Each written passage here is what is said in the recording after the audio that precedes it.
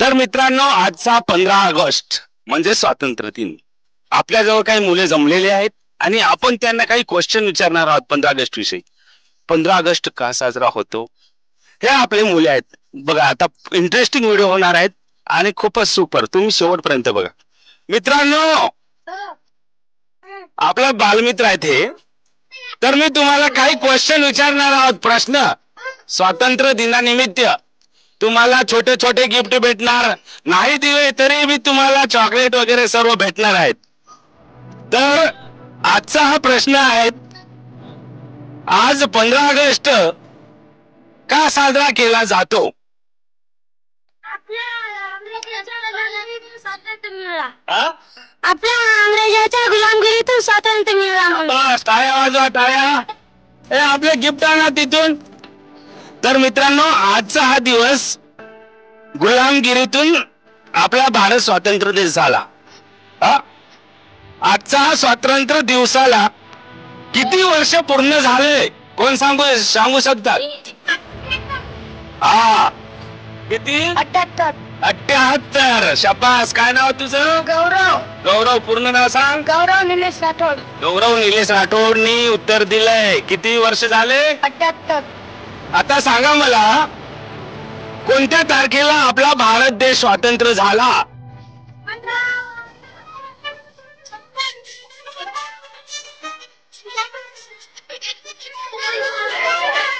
थांबा थांबा थांबा थांबा. 15 ऑगस्ट कोणत्या वर्षी? वर्ष कोणत्या आहेत? शाबास शाबास शाबास. आता तुम्हाला पण भेटणार सर्वांना. ठीक आहे. आपल्या आवडीसाठी बघा, किती आपल्या देशावर कोणी हुकुमशाही करून देशावर राज्य करत होते. बालमित्रांनो, शाबास. कोण?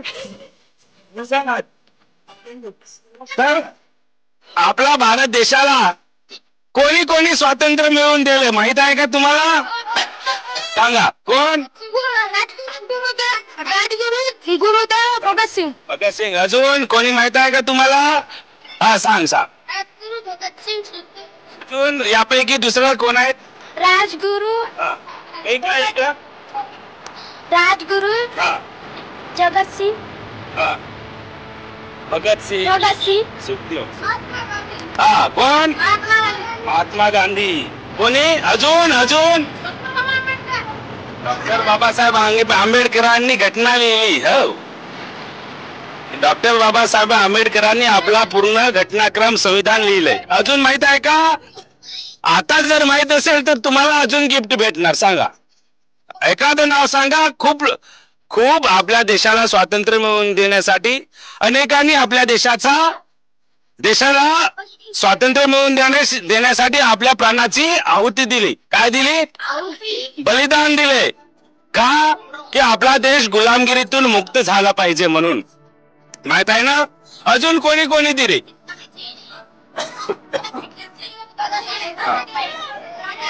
भीमराव सिंग. नाही.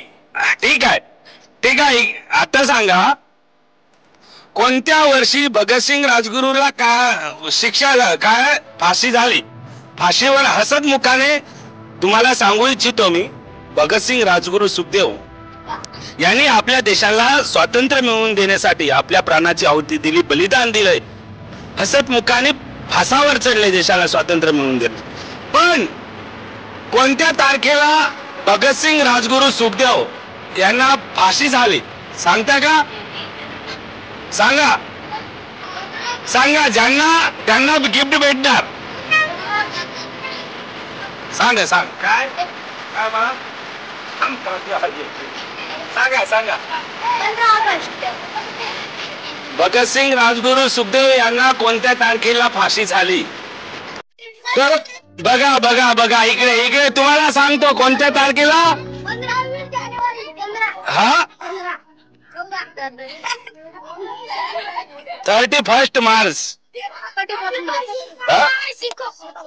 नाही नाही नाही नाही 23 मार्चला 1931 मध्ये. माहिती आहे का? शिकले का? 23 मार्च 1931 मध्ये भगतसिंग राजगुरू सुखदेव यांना फासावर लटकले देशासाठी. आजच्या दिवशी आपण समाजाला काय संदेश देऊ इच्छिता? शेवटचा क्वेश्चन. ऐका शेवटचा क्वेश्चन.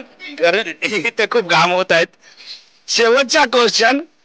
आजच्या दिवशी आपण समाजाला काय संदेश देऊ शकता? देताय का संदेश? तुम्हाला काही बोलायची इच्छा आहे का? आपल्या जे लोकांना सांगायचं आहे देशाविषयी, स्वातंत्र्याविषयी बोलायची इच्छा आहे का कोणाची? चला आता ठीक आहे मित्रांनो, आता मी तुम्हाला काही सांगतो ते लक्षपूर्वक आहे का? आणि आपण शेवट करू, सगळ्यांना शेवट करू. आहे का? तर बघा, मी माझ्या गावकरी मंडळींना, सर्व आपल्या देशातील मंडळींना सांगू इच्छितो की ऐका आपल्या देशाला, चला ऐका, शांत बसा. माझे ऐका, आपल्या देशाला स्वातंत्र्य मिळवून देण्यासाठी अनेकांनी बलिदान दिले. का? की आपण, आपले आजोबा पंजोबा हे गुलामगिरीत होते. काय होते? गुलामगिरी. त्यांना बोलायची परवानगी नव्हती, कुठेही फिरायची एकदम, म्हणजे ते हुकुमशाही करत होते, मारत होते आपल्या आजोबा पंजोबाला. त्यावेळेस खूप हुकुमशाही होती. तर ही हुकुमशाही बंद करण्यासाठी शहीद भगतसिंग, राजगुरू, सुखदेव यांनी आपल्या देशाला बलिदान दिले, आपल्या प्राणाची आहुती दिली, आपल्या देशासाठी प्राणाची आहुती दिली.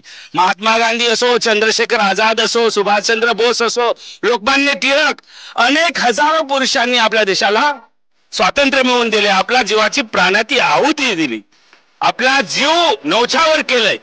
आणि आपण काय करतो? गुलामगिरीत. आज पण आपण गुलामगिरीत आहोत. आज पण कोणाच्या तरी गुलामगिरीत आहोत. आपण गुलामीत काम करतो. हेच संदेश द्यायचा होता तुम्हाला. ज्या लोकांनी आपल्या प्राणाचं बलिदान दिलंय त्यांचा प्राण व्यर्थ नाही गेला पाहिजे. आणि आज पण आपण गुलामगिरीत जगत आहोत. या व्हिडिओच्या माध्यमातून एकच संदेश द्यायचा आहे की आपण कधीही गुलामगिरीत काम करायचं नाही, गुलामगिरीत राहायचं नाही.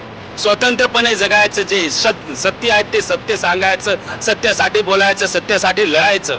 कारण हा बलिदान व्यर्थ गेला नाही पाहिजे. हेच या व्हिडिओच्या माध्यमातून संदेश द्यायचं होतं.